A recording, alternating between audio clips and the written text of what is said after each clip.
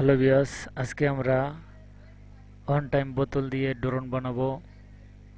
আমাদের এই ভিডিওটা সম্পূর্ণ দেখবেন, তাহলে বাসায় বসে আপনারাও ড্রোন বানাইতে পারবেন। ভিডিওটা ভালো লাগলে লাইক দিয়ে শেয়ার করে দিবেন, আর সাবস্ক্রাইব না করে থাকলে এখনই সাবস্ক্রাইব করে নিন।